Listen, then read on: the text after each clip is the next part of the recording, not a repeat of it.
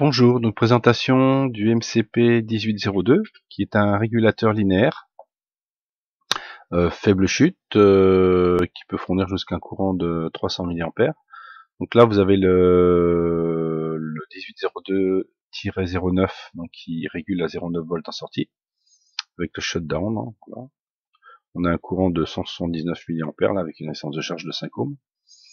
Le 333 donc c'est 3 volts 3 et là vous avez vous avez 100 mA grosso modo en sortie. Voilà, avec le shutdown aussi. Donc au niveau de la dock technique, on dit que bon, qu'il peut délivrer jusqu'à 300 mA, que c'est pour des applications avec des piles ou des accus lithium-ion.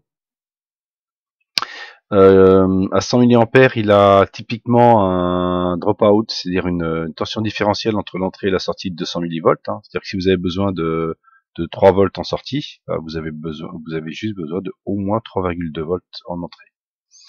Donc je rappelle que c'est un régulateur linéaire, donc forcément la tension d'entrée est supérieure à la tension de sortie, obligatoirement. Voilà, les gammes donc 0,9 volts, 1,8, 2,5, 3, 3,3, 5 et 6 volts. Donc la tension d'entrée peut aller jusqu'à 10 volts. Voilà, voilà, le package SOT 23. L'architecture interne, la note d'application que j'ai faite ici en simulation, j'ai mis un microfarad. Voilà.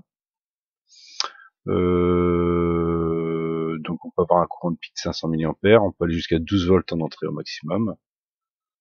Voilà, après on a les caractéristiques, le dropout, et on en parle ici.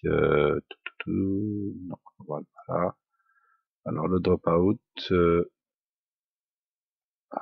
input voltage, donc c'est pas là. Donc on peut pas tirer plus de 300 mA, hein, et plus vous tirez en courant sur la sortie, plus la différence entre l'entrée et la sortie doit être importante au niveau dropout.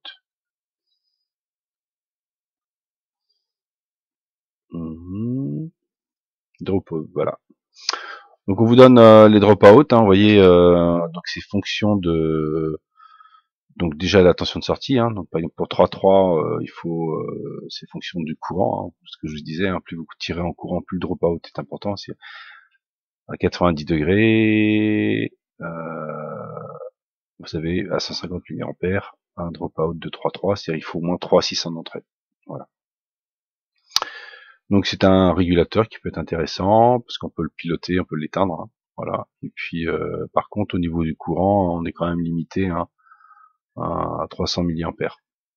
Donc voilà pour ce petit régulateur linéaire de chez Microchip. Bonne fin de journée, au revoir.